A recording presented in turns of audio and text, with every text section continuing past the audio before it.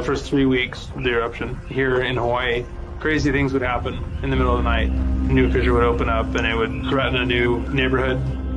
Thousands of people were evacuated from their homes. I started the Hawaii Tracker Facebook group to help people understand what's going on and get their questions answered. Hey, how's it going? We're live. This is Fissure 20. We had hundreds of people all throughout the neighborhoods sending in videos, articles, and images. We spend a lot of time making sure the accurate information gets out. This is live. There's still lava moving. They weren't just sharing a story, they were helping their neighbor. If a family was being evacuated, the group would just jump in and help out. So it was huge. They were watching out for each other. Hello everybody, thank you for coming. Thank you for the support from everybody. As we go through this, we're growing closer together as a community. When tragedies like this strike, you really realize how much you need each other.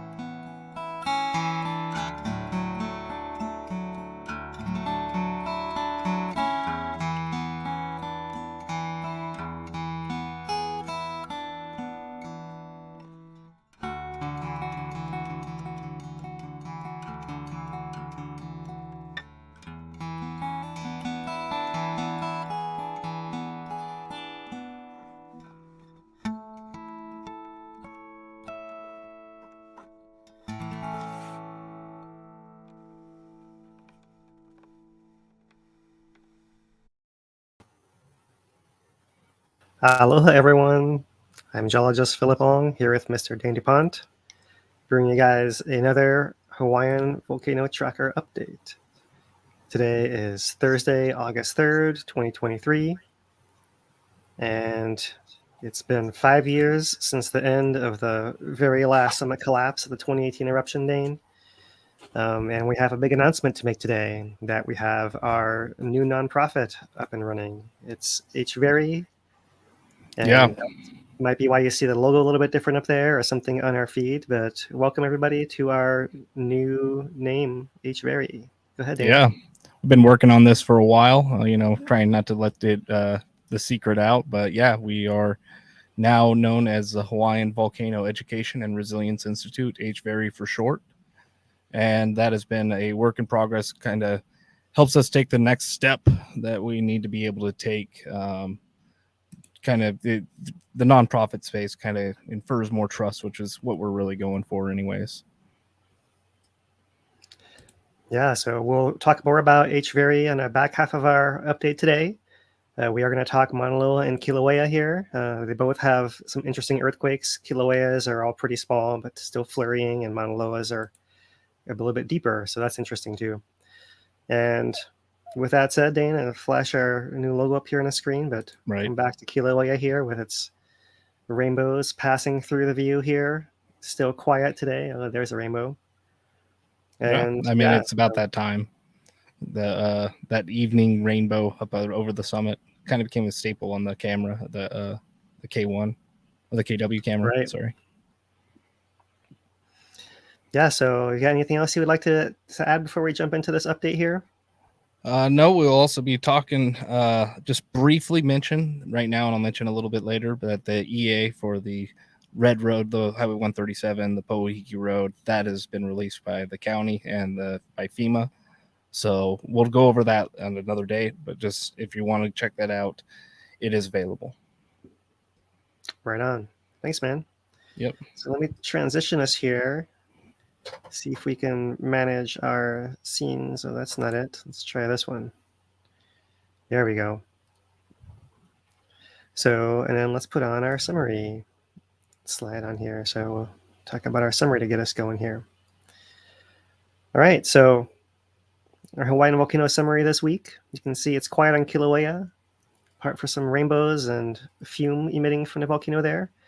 Actually, the USGS reported only 85 tons of SO2 per day today in their Volcano Watch article. So that's a low. It's low for the volcano. It's still high for people who live around there, but a welcome sign that it's as low as it usually gets for those that have an impact nearby. That's most of what Kilauea is doing on a surface there. If we advance here to the earthquake rates and depths on Kilauea over the past month, you can see here that the most recent week is on the right side of this graph over here. These are all earthquakes per day.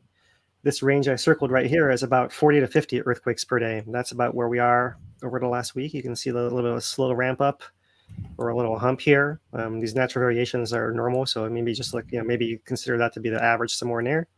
And compared to what we had the first 3 weeks of the month or so, somewhere in there, like that was a little bit lower, between 20 and 30 earthquakes per day. So it's only a slight increase. These earthquakes can get up to many hundreds of earthquakes per day, if not close to 1,000, with big intrusions and big eruptive buildups. So this is still just only a slight increase, but it is notable that instead of having it be quite as low as it was earlier in the month, it's growing a little bit more steadily here and to these low levels still, but more steadily so. So that's the story on Kilauea. It's just a little bit similar to last week, but slightly different pattern. And looking to Maunaloa here, also earthquakes per day. The maximum value over the last week here was only 4. So there's not very many earthquakes happening in Maunaloa. What's more interesting is this panel just below, which is also for a whole month. But now these earthquakes are colored by depth. And what you have here in this 30 to 40 kilometer down band depth range is colored in blue. These series of earthquakes have been happening over the last month here in that area that's usually thought of that magma feeder zone in the roots of Maunaloa. So that's what we see happening over the last month here. We'll talk a little bit more about any connections and similarities to 2005, 2002 to 2005 earthquake sequence in Maunaloa. But in the end, to kind of give you the conclusion there, it was an intrusion of magma. So we know that magma has been filling Maunaloa already. And just another sign that that's happening. Maunaloa still continues to swell with magma coming into its system. Still very low levels. That intrusion 2005 lasted 3 years before it actually peaked with many more earthquakes. Didn't actually even erupt in that case. So doesn't really tell us anything about what's happening. It's only an interesting note here in Maunaloa that we have those interesting deep earthquakes, and it does not increase the alert or threat level of the volcano at all. It still remains at normal and green. And that's a Hawaiian volcano summary for this week. So we'll move on to the gas here, which is our primary volcanic hazard still for the volcano today. And let's see if I can maybe increase this a little bit there. There is our Hawaii Island with our emission source of Kilauea with a value of 129 tons per day put into this model. As I said, the value reported today was even a little bit lower than that. So only localized effects in the downwind areas between Volcano and Pahala, it looks like, according to the map here. But of course, as we know, it can be localized to other areas and people may be more sensitive and impacted as well in other parts of the island. Still, it's about as good as it gets on Kilauea these days with this low value of SO2 coming out and a favorable wind pattern right now coming through. So that's the VOG mapping and projection program. And here is the purple arrow, Citizen Science Monitoring Network, showing all greens across the board on the island. So good air today here in Hawaii. We'll move on now to our monitoring part of our update and start off here with Kilauea and the USGS update from earlier this week, a couple days ago on Tuesday, August 1st.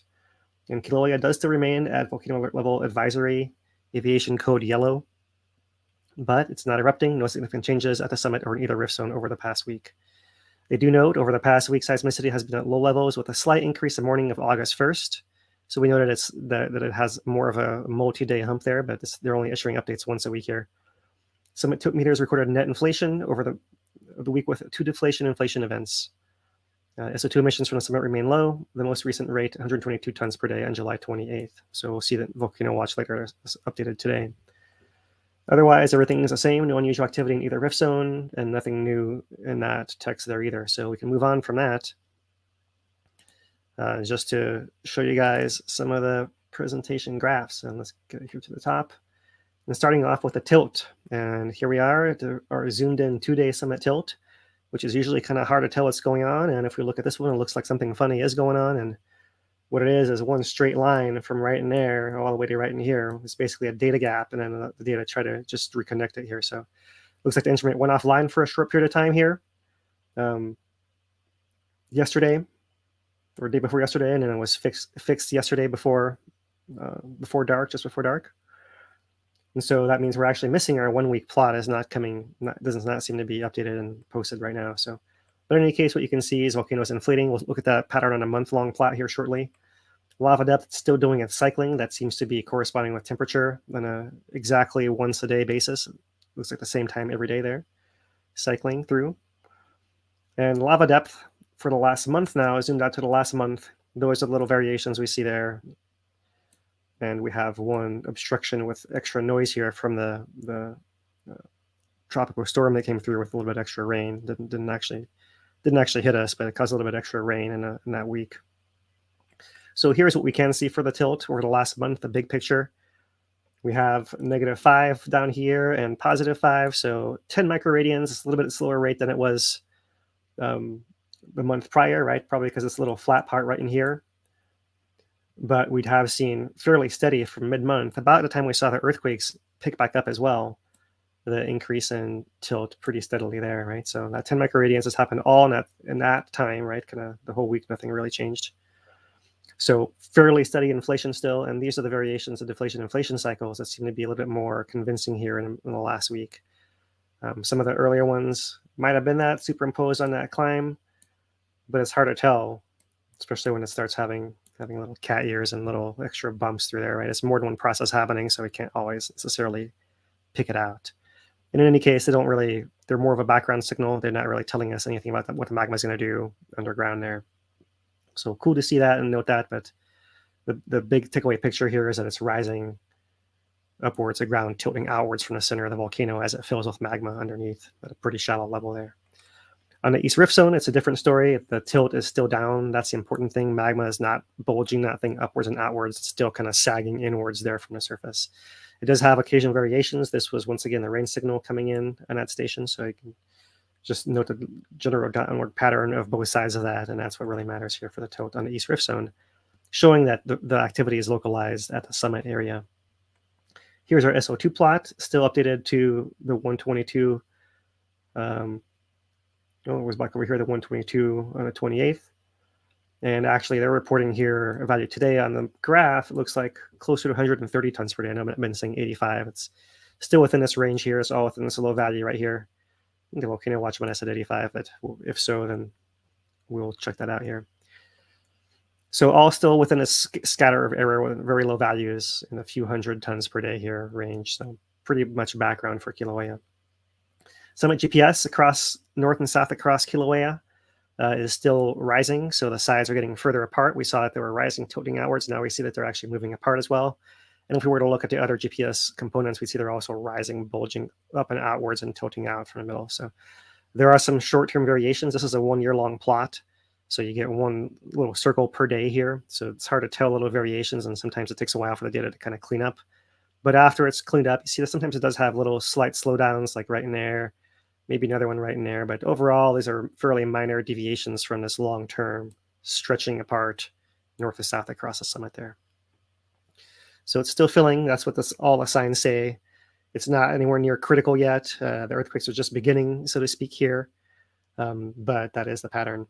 Coming to the rift zone GPS by Pu'u'o, this pattern has always been opposite for most of the last year here. So you see that steady down with these occasional little variations where it gets flatter, might even have a little bump upwards, That's because this piece of Earth south of the south flank there, or south of the East Rift, is a south flank.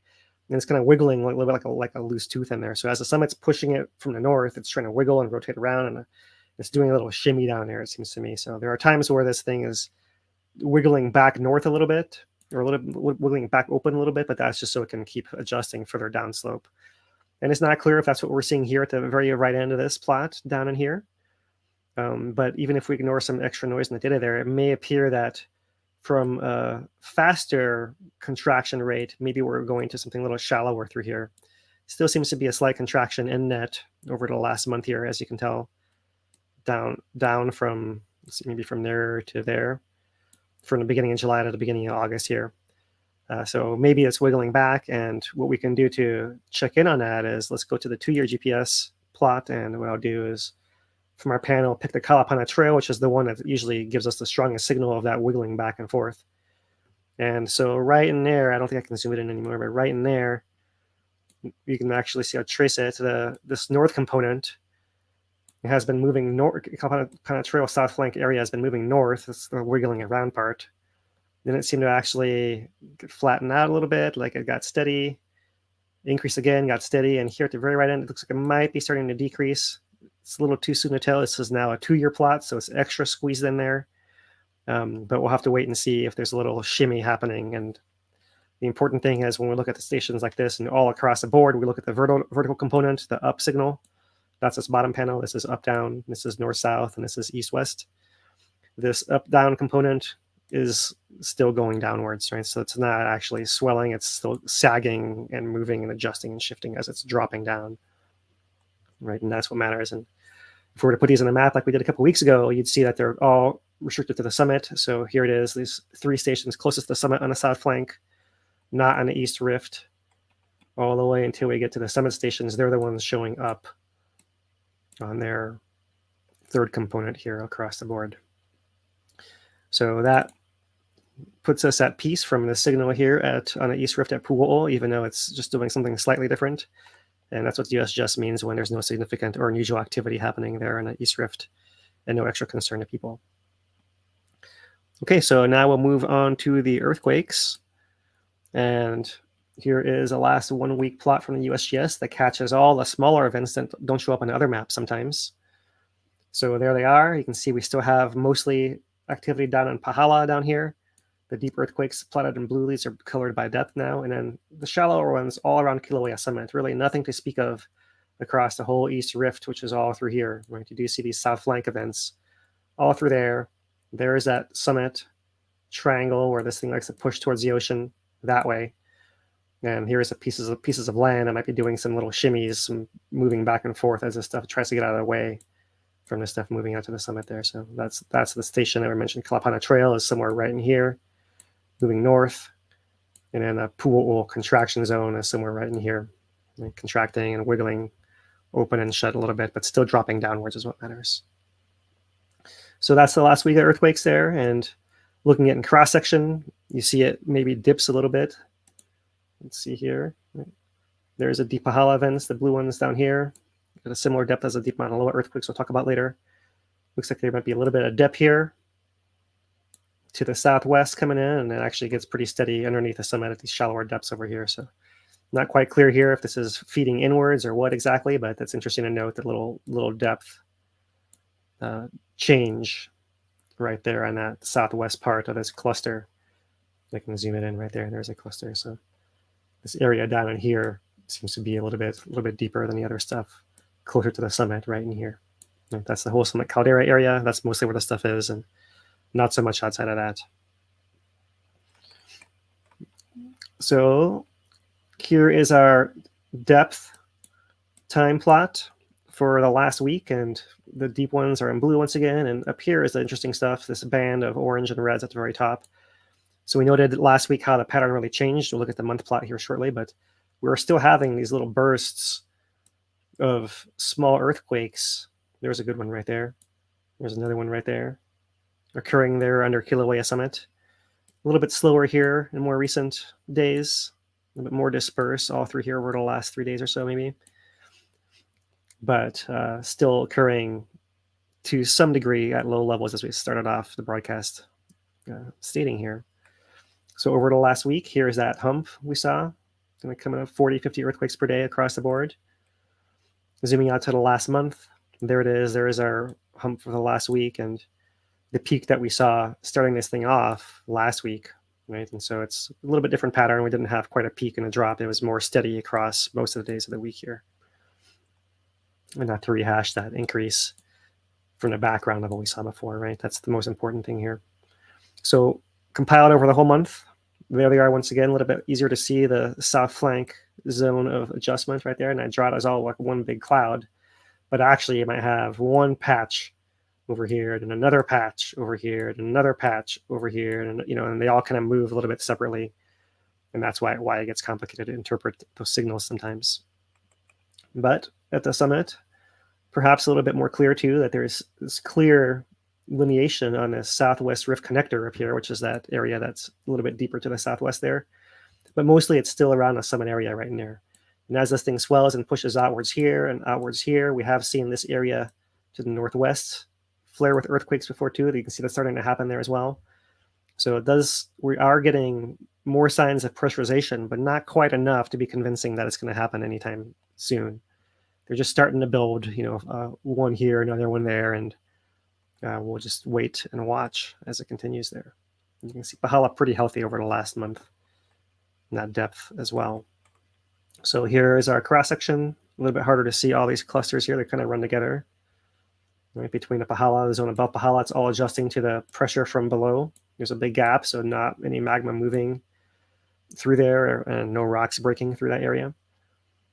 Here is the deep ones under Kilauea, right there, the blue ones, right? So it's thought that there are possible multiple feeders coming in to the volcanoes at different areas, perhaps. And Kilauea's is the one, maybe it's got more than one path coming in, and maybe that's got something to do with how it's getting to this lower area. It could also be coming up and just moving in that direction because that's where the openings are, where it can get in. So that's a curiosity to be discovered still, but here is really one of the most convincing graphs that we have. Depth over time for the last month on that Kilauea map area. The deep blue ones are all Pahala, so you see they come in clusters too as well. But really it's this upper band of oranges that's the most important thing here. That band right there, there's a clear difference. Probably somewhere in there or in there, right? We have a lot more events happening over here than you did over here, where you still have them building up a little bit, but they're definitely more sporadic with more gaps in between. So this is what we mean by more continuous, steady, low-level activity. So over the last year, for perspective, there is a build-up to the June 2023 eruption. There's a build-up to the January 2023 eruption. And here we are at levels that are pretty low, and really what really matters and what we're noting is a slight increase is going from there to there. And that's basically what we're looking at here. So not quite to really alarming levels like you might see if it's up to here at least, something like that, or possibly higher than that would be it, but nowhere near that yet. Just noting the build-up beginning here and noting that there's no sign of it going anywhere funny. And that is the earthquakes here for today. So we're going to move on to, let's see. Oh, actually, there's more earthquakes to talk about outside of Kilauea. Silly me. So here is a map island-wide of earthquakes, and there's the Kilauea ones we just talked about there. The summit for the most part for the last week. Here is a couple clusters of Pahala. The Kilauea side of Pahala cluster and the Maunaloa side of the Pahala cluster. And it's thought maybe that those are two different pathways that feed the volcanoes there and there. This may come into play later, right? These are the ones that would also be very, very deep at the same depths as we see under Kilauea and Maunaloa happening now. So Maunaloa itself, there's a little cluster here to the northeast, but really just nothing quite alarming. Sea level, close to sea level, 1.5 miles down, 1.3 miles down. This is an area of that flank that's more mobile. It moved apart during an eruption of Maunaloa in 2022, and it also gets pushed back on Kilauea from this direction as well. So it's got a little bit of a trigger zone there, a hot spot, so to speak. But otherwise, nothing quite alarming. We do have these earthquakes in Maunaloa. There's one right there, a 2.1 at 24.3 miles deep. That's one of those deep ones. And another one, 2.3, that's closer to the surface here, half mile above sea level, actually. So interesting pattern there. We'll look at Maunaloa next here, starting with the update from the USGS. Actually, this is part of their monthly update for all the other volcanoes on their purview. So they actually start with Hualalai, no significant activity. Let's go right to Maunaloa here. They do note there was a notable increase in deep, greater than 13 kilometers earthquakes, that's 8 miles, earthquakes beneath and southwest of Mauna Loa's summit caldera during the past month. Shallower seismicity remained stable. Most events were smaller than magnitude 2.0. Data from GPS instruments indicated slow inflation as magma replenishes the summit reservoir system. Gas and temperature data from the station on the southwest rift zone showed no significant changes over the past month. They continue to monitor and issue another update in 1 month or earlier should conditions change significantly. That's it. So just a note that we didn't get before of those deep earthquakes beneath Mauna Loa. And while we're on this update, when we just finish the rounds here, Haleakala, no significant activity in Haleakala. Mauna Kea volcano, normal green still, no significant activity. Seismic activity was low, actually lower than the previous month. Representative of background levels of activity. No significant information. Kame'ehua Kanaloa, this is a volcano formerly known as Loihi. No significant activity. They recorded 50 earthquakes in the vicinity, and that was on par with previous months, representative of background activity. So that's normal. Just if we at some point see something happening there, and we see 80 earthquakes, you got to realize 50 is background. And that is it for the ones on this update. So moving on and looking into Mauna Loa a little bit further, I thought it'd be interesting to just recap a couple of things quickly from this 2002 to 2005 sequence. And this is a paper from, let's see here, let's give you guys a title. Stress Control of Deep Rift Intrusion at Mauna Loa Volcano by Falk Amalung and his team. And just going to show you this one plot here. This is just showing the combination of signals detected. So the little yellow dots in there, let me zoom it in as much as possible. Little yellow dots in here, those are the earthquakes that occurred deep under Mauna Loa's summit area from 2002 to 2005. And then they also detected the red and blue. That's the INSAR when they fly the satellite over between those periods of time and look at the change in ground elevation and movement relative to the satellite. So this is basically showing a swelling of the volcano along a dike that was more or less in that orientation, something like that was filling from below. And so that was what happened in 2002, 2005. It was not just the deep earthquakes, but also a deformation at the summit. So we unfortunately, if we go to our Mauna Loa plots here, let's see the cross section. There's the deep areas underneath Mauna Loa right there in cross section, and how they came over the last month here. So really, a couple bigger events during the last week, and more smaller events earlier in the month, but really not a huge amount of events here. Maybe you're looking at 20 or 30, something like that, I would estimate. And unfortunately, when we look at other signals, there's a tilt showing daily variations. That's normal for Mauna Loa summit. Still inflating, generally speaking. That's another one of the signals. But what I was going to say is, unfortunately for Mauna Loa, we don't have signals coming into the website still. We have reports from the USGS that they're still recording these and measuring these. Everything is still like it was before, but we don't have any data coming in here since earlier in the year on GPS on the HVO website for the summit distance, for the summit up signal. And that means for the last 5 years as well, we have that kind of gap. So we got to go based on that tilt value and these earthquakes and the swelling. And what we can hope is that perhaps in the time to come here, in the months to come, we'll get some INSAR value that kind of matches what we see here, where they see this broader deformation from the air without having to have these particular instruments in place to paint the entire picture, right? Those instruments end up instead being guide points to calibrate all this other data that the satellite sees. So this paper, there is their model dike right there, like a shallower chamber as a circle, and then a larger, deeper dike right there. That's the model Mauna Loa that we've been seeing and using, and consistent with what we've seen really through all of the modern eruptions in Mauna Loa.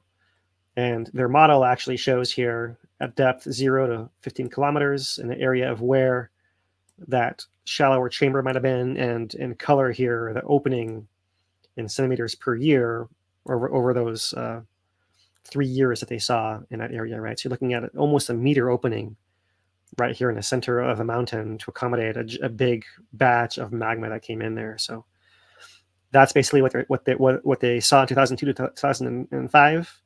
And I won't go into more detail on that right now because, you know, who knows exactly how similar it actually will be. But instead, I'll turn to this other paper. Let's see if I can zoom that one. And this is from JVGR, and it's swarms of similar long period earthquakes in the mantle beneath Maunaloa volcano. So this was published in 2008 here, December 2008. So following that swarm, 2002 to 2005. And they actually analyze that particular swarm and compare the whole sequence across the board there, right? They go into a lot of detail on the dynamics of what generates those kind of events and all that. So I'll kind of move past that here today and just kind of show you that they believe that it's basically a crack-filled void that's got this magma down there that's causing these long period earthquakes that actually had a longer period signal as well, causing a longer vibration there. So that's not quite clear from the signals I showed you guys, but if we went to the spectrographs, you can maybe see that a little bit better as well. So let me move on. Let me just show you guys the image here that's important. There's their map of earthquakes in 2002 to 2005, all underneath the summit. But really, this is I want to show you guys this set of panels right here. So these are earthquakes per week now on the left. And this is the 3-year period from 2002 to 2005. What they noted was that the sequence actually began in mid-2002, back through here, with only 31 events is what began this whole sequence of inflation. So this smaller signal actually announced the incoming pulse of magma. And maybe most of the work was done here later on, but it actually took a couple years until mid-2004 for the real seismicity to ramp up from 2004 to 2005. And during that batch, there were about 2,000 earthquakes in that area. 2,000 earthquakes done at 30 kilometers down underneath Maunaloa in this area right in here. So happening for not quite a year, but many, many months, right? This will be something that we'll be talking about a lot today. So that might be something that's coming in the future if we see a similar pattern there. But in any case, it just goes to show that it doesn't take a very big signal at the start to mark the intrusion of magma into that dike area underneath Maunaloa. And here is a GPS length across Maunaloa summit. And you can see that it actually had from diverging, right, getting kind of swelling, inflating a little bit slower there, getting further apart, and then a little bit faster at the same time as you saw this swarm of earthquakes. And that continued a little bit further beyond that. But just to remind you guys, this did not cause an eruption. And maybe it was the beginning of the sequence of 15 years later in 2022, where we see that pathway once again accommodating magma, but in that case last year actually erupting out of the Northeast Rift. So there it is. And you can see how it actually, in that case, back in 2005, 2005, ended pretty abruptly. But it shows you that during that higher part of that sequence, they were getting earthquakes per day now, somewhere in a range of 15 to 20 to 40, over 40 earthquakes per day up here, some of those days in that deep area underneath Maunaloa. So just to remind you guys, this is back from 2002 to 2005. We're not anywhere near this yet. We're still at, see, this value right here is this stuff right in here. And we're still down at this very low blip value right in here, but just to show it's consistent with magma coming into the volcano, as is the inflation, as is the GPS, and as is everything else that we're hearing from the USGS. But it might be just a milestone to note in the future if we see any change in activity. So that's it for our comparison to 2002 to 2005. I think we may have shown you the Maunaloa monitoring as part of this earthquake segment here. So just to summarize, let's see where I can find it here. There, that's the one there. That's just showing us the summary from Maunaloa here as well, that the earthquakes at depth happening over the last month here. So, okay, let's move on to our Volcano Watch this week. And this week in Volcano Watch, the USGS is revisiting the American Samoa intrusion earthquake crisis that occurred about a year ago. Let's see, where's my window? There it is. All right. USGS staff to return American Samoa. It's been 1 year since the Ta'u volcano in American Samoa started shaking residents of the Manua Islands and Ofu Olosega and Ta'u. Fortunately, there have been no additional earthquakes since the unrest ended last October. But this month, 2 USGS staff will be returning to do outreach, strengthen relationships with partners, and maintain a monitoring network. So in particular, this is written by HVERI geologist Natalia Deling. Mahalo. They say the first felt earthquakes reported just over a year ago, July 26, 2022, and over 6 weeks until early September, there were hundreds of earthquakes felt throughout the islands. We covered this in our updates at the time. In the end, it was likely another intrusion, speaking of intrusions there, with a big seismic crisis, but it stayed deep and never came shallower and never threatened an eruption. It was just a sign of magma movement, most likely, but one that did not result in an eruption in that case, as many of them follow that pattern, in fact. So they actually deployed staff in August and September 2022 and monitoring equipment. They established a monitoring network, GPS, seismometers over there in Samoa. And since then, they returned a few months later in December 2022 to service the newly monitored network. And now, once again, 6 months on, in August 2023, 2 HVERI scientists will return for 2 weeks. And they will do outreach with NOAA, National Weather Service, and Pago Pago, and outreach events in Manua Islands with community meetings, media interviews, and other events all across August 7th and 8th or so. So they're also going to maintain and service the monitoring network with assistance from National Weather Service, Pago Pago office, because that's relaying other earthquakes across the whole Pacific Basin get caught in that instrumentation, and that makes it valuable for it to be online.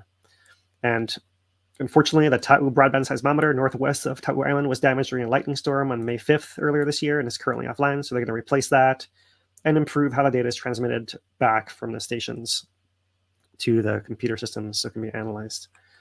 So here's a summary graph. Here we are starting off in the Pacific. Here we are in Hawaii up here. Samoa is mostly south, a little west of us there, southwest. And zoomed into Samoa over here. American Samoa, and there's a Tutuila Island with Pago Pago, the biggest city, and the Manua Islands over here, with Wailu'u Seamount being one of the more active recent eruption areas.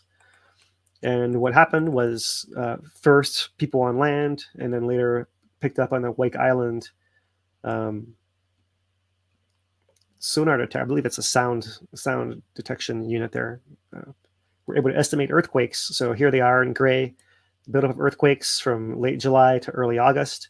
They established a seismic network, so the dark values are actually from the seismometers now, and they just saw it ramp down from that point on, from once they had it installed.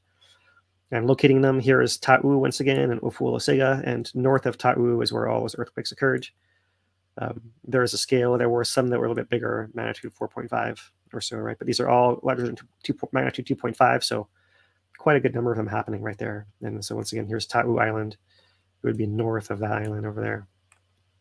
Right there it is one more time. So that is it. And they're not sure, at least here he goes. It was a hydrophone that was on Wake Island that actually detected activity early on. And in the end, they detected 301 earthquakes with their monitoring network that they were able to identify once they put their instruments in place. So they're basically just going up to clean up and keep things going over there in case it does flare up again. They have everything in place, up and running. And otherwise, I thought I would mention here at the very bottom part, we don't usually cover this, but they do have a little update, and we only have weekly updates from the USGS. Sometimes a second update on the Thursday can be useful. And here's where I got my number. SO2 emission rate of approximately 86 tons per day was measured on August 3rd. That might be the raw value. They might have fixed it on that graph up there. So somewhere between 86 and 130, we'll say, tons per day measured today. Otherwise normal, and everything's normal here, with 2 earthquakes felt this past week. Deep one, settling earthquake west of Ocean View, and another deep one that was more likely in Hilo Bay there. I don't think I pointed that one out to you guys. When we had Hilo Bay one there and then offshore as well. those ones can be shakers as well. So that's our volcano watch this week, and we have now some community events to go through. And we'll start, perhaps, Dane, with where'd my page go here? We'll start with the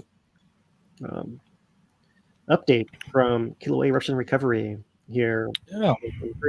And I'll let you take it, and I'll just show this on the screen here. Right. We'll go into this more next week, but yeah, the Kilauea recovery team, the Department of Public Works and FEMA, everybody's been trying to work. I know it's been slow, but work towards getting the roads recovered. That would include Highway 137, known as the Red Road, in the section between Po'iki and Kapoho, that 3 to 4 mile long stretch covered in lava from 2018, as well as a stretch between Po'iki and the McKenzie Beach Park. That one was done after 2018 using cold planed material as a temporary fix. Now it's going to get a more permanent fix. And then also another road that is encompassed in this is the Po'iki Road that would run up between from Po'iki up into near Leilani Estates and continue on past PGB and reconnect into Poa. They also are going to punch out the Lighthouse Road. There's a few hundred feet in there that got covered, hasn't been done yet, bulldozed, as well as a little bit for the Kapoho beach lots. So we'll be having people on next week on the 9th and Wednesday, a different day, but we'll be going over some of the latest down there and talking to some of the parties that are invested and some of the key people and players down there. So yeah, check that out.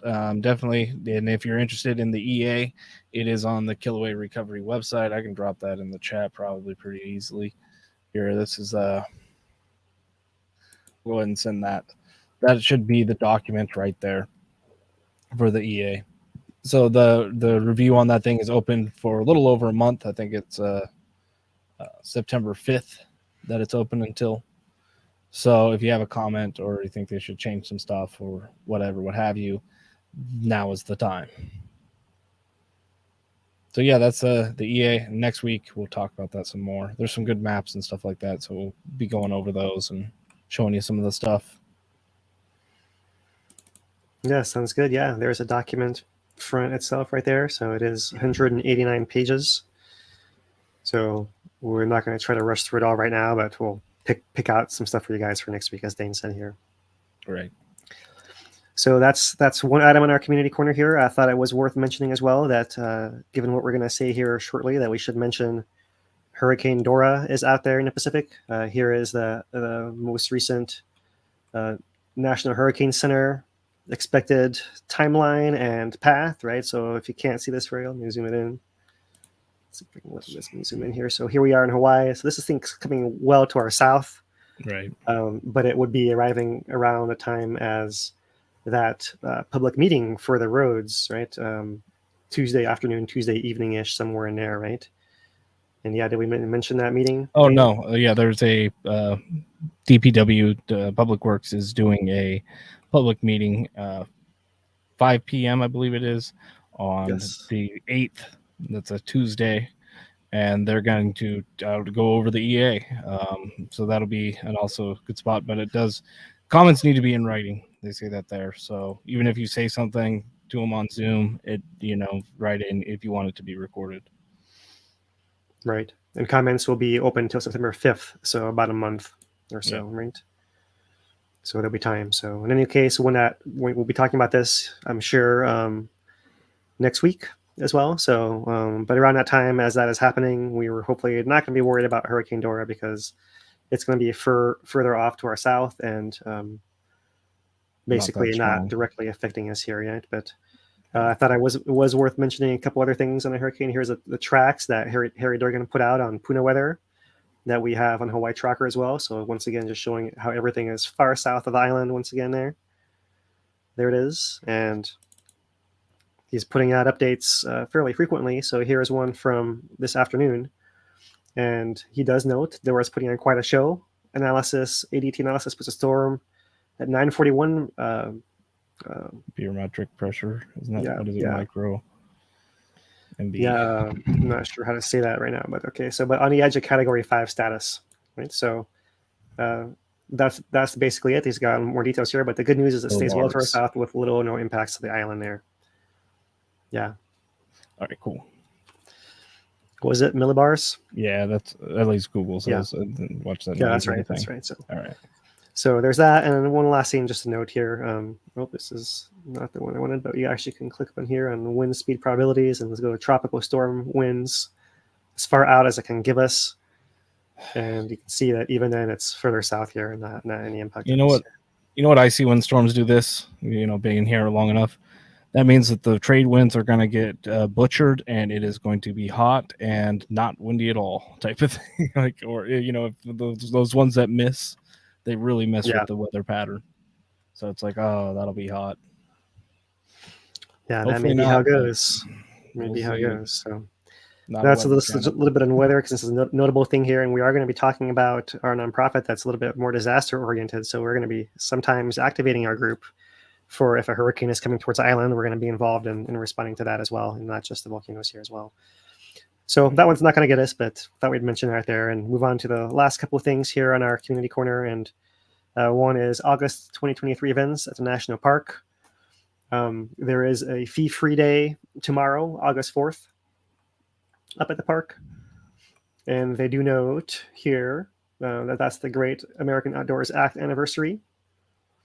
So all national parks in the U.S. are a part of that. There are some other demonstrations happening here, but I thought, as usual, highlight the geology ones. Also on Tuesday, August 8th at 7 p.m. will be How the Mountains Grew, a new geological history of North America. This is from former HVO scientist John Dvorak. He's written several acclaimed books there. And he's going to talk about his newest book, How the Mountains Grew. So this is pretty cool for him to be presenting up here in the park once again. And he's connecting the dots to bring us beyond plate tectonics. Whether you're a serious scientist or armchair geologist, you'll enjoy this program. So right up our alley on that one. We'll see if we can collaborate with Two Pineapples to bring that to you guys as well. So Tuesday, August 8th, that's coming up next week. Our update is going to be the special presentation on the 9th, as Dane mentioned. We'll see about the 10th as well. We may, depending on what else is happening, if it's slow, we may take that time off, but otherwise we'll come back and bring a short update to you guys as well. I'll play that one by ear, whether we need a third day in a row or not. And otherwise, there is Wikahuna stuff happening later in August. So the walk on August 12th, 10:30 to 11:30. There is then following up, let me scroll down all the way to Tuesday, August 22nd, 7 p.m., which is Don Swanson talking at the history of HVO and Wikahuna. And then one final one to mention, at the end of August there is Nani Okahuku, a one-woman living history play. So we have seen at the Visitor Center once before,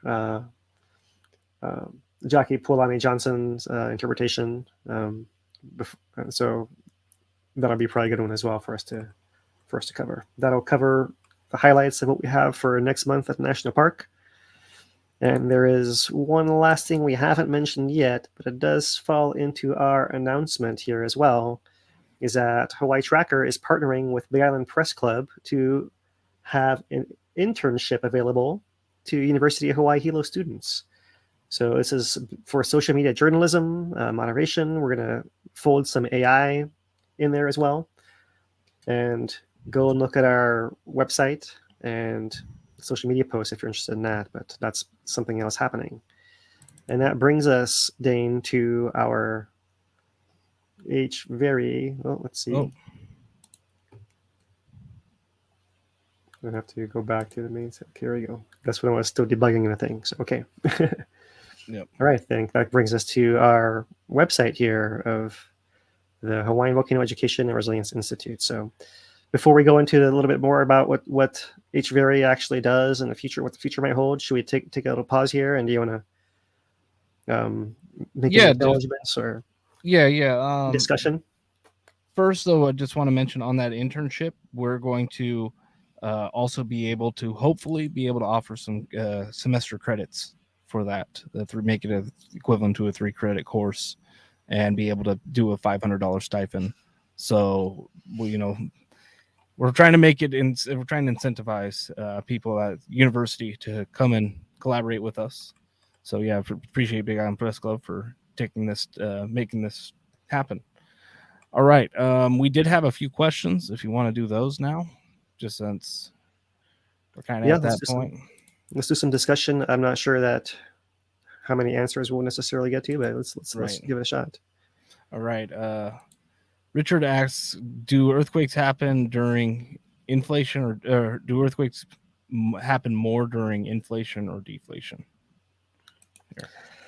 I think in the big picture, if you're looking at the weeks to months time frame, then more during inflation, so when it's the most inflated, right? So not necessarily all the time during inflation, but when it's really inflated, that's when you have the most earthquakes. But you obviously can have earthquakes during collapse as well, as we saw in 2018 with the really dramatic, right? So it's not necessarily telling one way or the other. It's not like if it's always inflating, it's going to have earthquakes. It matters. There's more details that matter than that, right? So that's a little bit I can contribute to the discussion there. All right. AA asks, and this has been the question we've been asking a little bit for a while, why does the lava depth vary with the temperature? So I believe they're talking about the graph there that we've been looking at with that oscillation. Well, the lava depth varying with temperature, yeah. It's not quite clear exactly why, but it is pretty clear that it is varying with temperature. And it's not clear to me whether it's some kind of calibration issue, whether it's like something physical actually happening triggered by temperature, whether it's the actual the laser itself that's like in a tripod or on a box that expands or contracts. Probably not, you'd think, but I'm still thinking that it's something to do with the heat, obviously, because it tracks so well. And I think it has to do with the physical environment, but at a different scale. It's more like the ground heats up under the tripod and it adjusts just the littlest amount. And then after the angle, that translates into a little jump on the bar or something like that would be my guess. But I don't know. We don't know. We're speculating on that one. Yeah. Could well be. We don't know. Nana asks, how much does viscosity of the lava in the lava lake vary from magma? That's a great question. We don't really know because we don't know in there. There's been so many different layers of eruption with new crust formed, right? There could be like a layer cake, as Dane called it one time. But some of that stuff, if the crust is thin enough in areas, you could imagine it being reworked or reabsorbed or eroded. So we really don't know. There's probably a big variation, we'd imagine, right? Not only that, it's all largely degassed compared to fresh stuff that comes from underground. So the gas is the first thing that escapes. The bubble is out and upwards, and the lava is like a flat champagne or a flat soda pop. And it's back there. It's still got bubbles in it, right? But it's not as frothy as it used to be before as well. So, that's a little bit of more extra insight there. And then finally, Richard asks, is there data evidence showing any locations where the earthquakes reoccur at the exact same spot repeatedly? So there is, but it's not easy to see from the graphs that you see just like that. We saw that in 2018 when you had so much information that there was tons of data, and you actually had earthquakes happening in the same place and another place and another place. And there was only like 7 or 8 or 10 places that were flaring off all the time repeatedly over and over and over again. And you could tell by the actual characteristic of the earthquake signal, and they actually could stack them on each other and say, okay, well, here's a whole bunch matching up in the same pattern, and they're all in the same place. It's almost like what they call repeating earthquakes.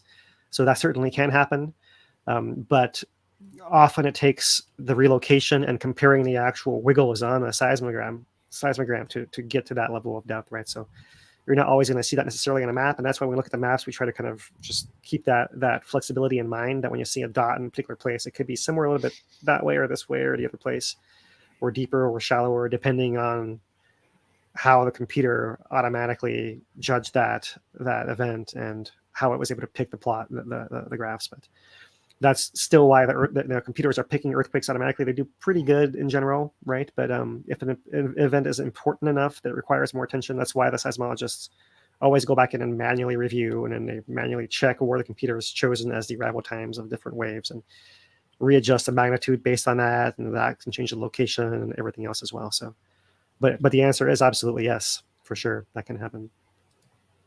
All right, that'll do it for the questions for now. I think we can get into a little bit about HVERI now. Yeah, sounds good. Let's talk about that. And let me bring the website back up over here. Where did I put it? There it is. And yeah, I'll show you guys what we've been working on all together and what we have in mind still. And so we have the first question is usually what's the difference between HVERI and Hawaii Tracker, right? So we actually have two different pages up here for Hawaii Tracker and HVERI. Hawaii Tracker is a project that we're part of that began back in 2014 with Ryan Finley, actually, right? In response to the Pahoa lava crisis and Tropical Storm Iselle. And we weren't involved at that point in time. The group was pretty small on Facebook still. And it was really the beginning of 2018. It might have had something like 5,000 members or so. And by the end of 2018, it was at several tens of thousands. Like because 56 that was a place, to 60, yeah. 56 to 60. Yeah, because that's where we after initially scrambling to respond at the Pu'uhonua hub, among other places, in person, we kind of all spread out and we're trying to stay in touch. And Hawaii Tracker became our social resilience network at the time, right? Where we're able to kind of use that to help each other, inform each other, organize resources for each other, all kinds of stuff like that actually happened, right? Right. Get any of this stuff bigger. So that project has kind of been ongoing, but mostly as a volunteer effort, right? It's been a project kind of without a home is one way to say it, because it hasn't been operating under any real successful structure, right? We've had more recently fiscal sponsorship with other nonprofits like Malama Opuna, who we are extremely thankful for, through Kuleana Pahoa, who we're also extremely thankful for. But it does make it a little harder to try to run a program through other nonprofits, especially with the ambitions that we have for what we can do here with our efforts, right? So let me go into the HVERI part of it now. And essentially, there are a group of community residents who have been supportive of us for a long time and encouraging us to keep our efforts up and keep doing what we're doing and to organize ourselves to do that. So we actually, as part of our Puna Strong grant, met with Hawaii County and did a whole organizational assessment and planned out the future of how our work could go and keep benefiting people. And ultimately, we were all in agreement that we really needed our own nonprofit to move forward so that we could ultimately keep our programs going, expand our staff. We hope to have more staff that can help with producing content. We hope to have more interns in the future to train and produce a whole a workforce of this kind of work here.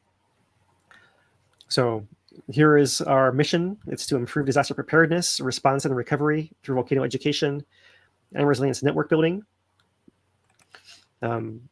We think that the Maunaloa response was a pretty good example of that, right? So we had Ken Hahn say during our Big Island Press Club follow-up talk story there that the interviews that he did with us were some of the best ones because they actually were able to get to the local community and have them ask questions, and they really valued that ability to communicate through that channel there. Ultimately, that 2-week eruption of Mauna Loa, we produced 66 articles, 20 short videos, and 20 live videos, including 6 broadcasts with the mayor of Hawaii County, typically joined by the USGS HVO scientist in charge, Ken Hahn, and Civil Defense Administrator Talmadge Magno. And we also interviewed the base commander for U.S. Army Garrison at Pohakuloa. We interviewed a gas scientist from the VOG Mapping and Prediction Program. And ultimately, in the end, our calculated outreach total was 1.7 million views, with those are not always as trustworthy. So 374,000 engagements as a result of that outreach effort that we did there. So sometimes it's something we just read up for our grants, but there are some stats for our regular everyday viewers just to show you guys know that we're putting out lots of content, but there is just some numbers to back it up as well. So part of the whole idea of how we're going to operate is to have two different modes, normal mode and disaster mode. Normal mode is what we've been doing right now. Disaster mode is when what you saw during Maunaloa, when we're putting out lots of content all the time and bringing extra information, tapping extra experts, all that kind of stuff. And that's what we need to do to be flexible to respond to a very active island with natural disasters here. So we especially are tailoring our services to the communities that are most at risk in area rift zones of Maunaloa and Kilauea, of course. But also this can help visitors coming through with responsible, non-invasive tourism, cultural awareness, stewardship, and just knowing how things work here. So there's a lot of different positive impacts to this approach of volcano education, which has been our program you guys are probably familiar with the most since you're here watching our volcano education content. But ultimately, we're doing volcano education to ultimately improve coordination, collaboration, and preparedness, right? So that something does happen, we can tap on each other, lean on each other to respond, to inform each other, to understand what's happening and why through this essentially a whole educational program we've been going through together over the last 2 years here. And we'll continue going through as well, right? So part of that, of course, is that preparedness does involve here in Hawaii Islands the whole idea of resilience hubs. And that's something we saw with Pu'uhonua Puna, a concept of a resilience hub stood up by the community, using community resources, experts, and know-how to really assist any official effort there and fill any gaps in the response, really bridge the communities to the officials. And so that whole idea has been formalized through Vibrant Hawaii nonprofit. They have their actual physical resilient hubs and communities across Hawaii. You guys have seen us bring to you the Makahiki events last fall, and we'll do that again this fall, coming up later this year, as we partner with different communities. I think last year it was Nanavale and Hilo and Waimea and Naalehu. Yep. Yeah, and so those are the ones we're obviously gonna go through more than that, right? But the building on that whole idea of having these resilience hubs in actual communities, and the fact that we saw in 2018 that we had to move from physical response to digital response, we're also standing up as part of HVERI, our whole digital resilience program that includes all different kinds of things. But one of those is the digital resilience hub framework, right? So we basically are writing up the model of what made Hawaii Tracker successful in 2018, not just our own experiences, but backed with all the research in the field, which is experience that comes from the community response to the Iraq War and trying to stay connected to their families, and earthquakes in Tibet, and earthquakes in Haiti, and civil unrest in the United Kingdom as well, and people organizing and responding on social media. So all of that is part of digital resilience. And so we're going to hopefully export that and certify other social media groups as digital resilience hubs as well, all coordinated with this pipeline to then open that two-way flow of information back from our communities to our officials. So not only are we going to help the message get out from the officials to the community, we're going to listen to the community's answers and feed that back to civil defense and to the county of Hawaii. So that's the idea behind the digital hubs. We'll have more on that to come in the future. But it is a pretty difficult thing to be trying to harness internet, even though it's a very powerful tool. It can go both ways, right? When I harness it for good and protect against the bad there. So part of that is developed a social media moderation training program for digital responders and disasters, something that's going to be required as part of our training program for digital hubs, but also useful for anyone else across the world really trying to deal with digital response to disasters online. So that's part of it as well. And that will enable the digital resilience hubs to actually act as connectors for the actual physical hubs to the whole online space. And so everything that's happening on the ground at resilience hubs, we hope to replicate online with the digital hubs as far as collecting information, transmitting information, engaging, all that stuff. And because we are living in a new world with artificial intelligence, AI, we've been offering training to community members to be more resilient as a community. Also to our collaborating organizations and nonprofits, we want to make sure that they are also still aware of the really powerful use for good it can host, but also the threats it can pose as well, right? And that is also part of the moderation program. It all cascades back together here. So not least of our digital resilience program is actually making sure that the Hawaii Tracker network stays up and running and useful for distributing all of our messaging. And our Facebook group is now over 119,000 members. That's the highlight of it, although we have other social media accounts as well. And we do hope to expand our efforts in those platforms as we get more staff, because we're pretty stretched thin and already just the two of us as we are now with what we're doing, right? So that's a lot of what HVERI does. In our education program, you guys know about our weekly content and how it ramps up extra during activity, how we bring you informational meetings. We bring you guys talks from Hawaii Volcanoes National Park, science talks, and community events as well, special interviews, and in-person outreaches, like what we mentioned, as well as Revitalize Puna, Activate Puna, all the eruption meetings we went to in Ocean View, Pahala, and South Kona with the USGS. That's kind of how it all frames out within HVERI, right? From the top looking down. And then within that, Hawaii Tracker stays the same. Hawaii Tracker stays the same. The content still goes out through Hawaii Tracker. Let me go here and about Hawaii Tracker, the Facebook group there, but we have on our page, this is too much to go through all here, but we have written up the whole origin of the group, the response to the 2018 eruption, building community trust, the research that was written based on our response, how we were given awards in excellence in media innovation by Big Island Press Club, right? How we were featured in various publications at newspapers in Hilo and Honolulu, recognized by the County of Hawaii, the County Council, giving us a certificate, right, that actually says for our innovative and consistent community outreach and dedication in bringing consistent and factual information to our island residents in a timely manner when they needed it most.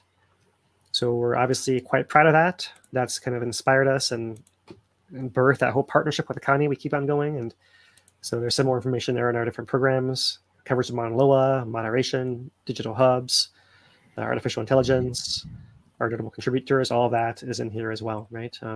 And all kinds of background research, if you're interested in how other volcano educators might deal with social media, or how different think centers believe social media has its benefits and hazards as well. And so we've integrated all of this research on here, and we think there's so much out there that we haven't actually touched on that we want to open this door to anyone who's got this interest in anything further, but I won't go through any of that in our coverage right here, right now, right?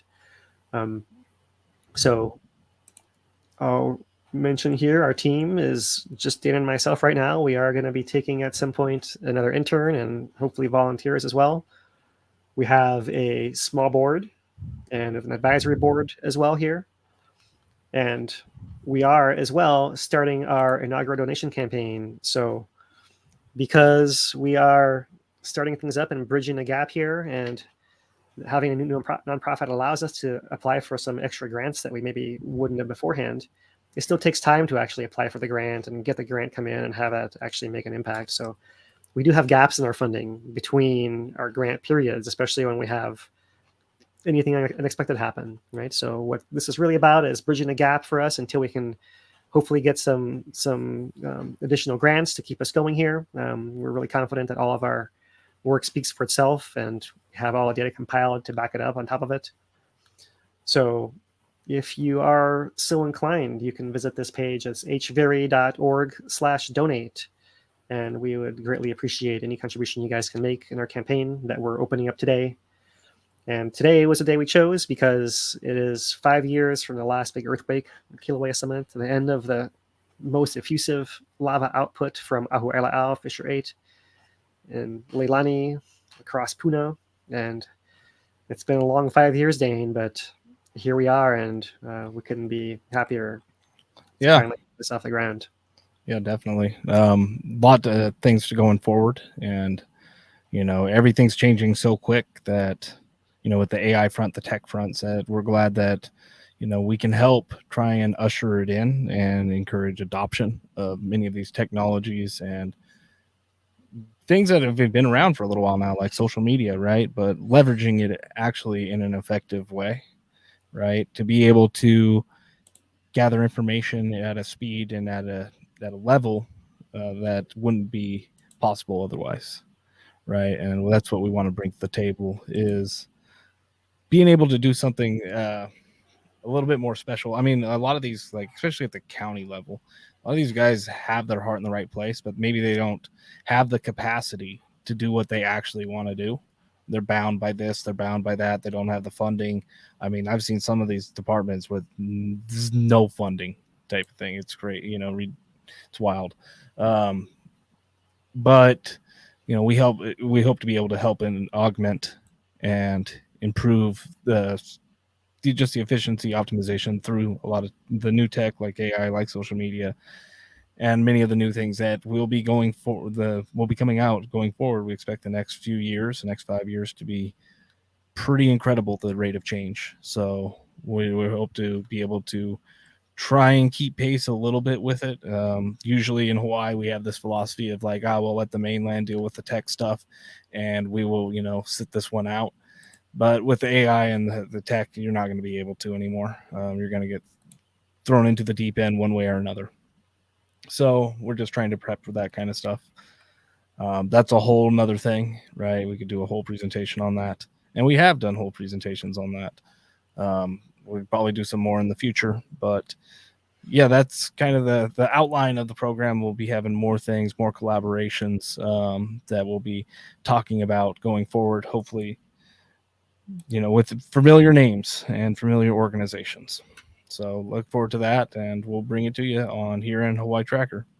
Just for anybody that is on Tracker, we are going to keep Tracker going mostly the same, right? We're going to try and improve upon what's already there. We don't pretend that Tracker's in a perfect place, but we don't want to radically change it because, you know, don't mess with what's working, essentially. Just try and make that thing work a little bit better. For sure, yeah, and make it as useful as possible all across the world. Yeah, so we really appreciate you guys' support.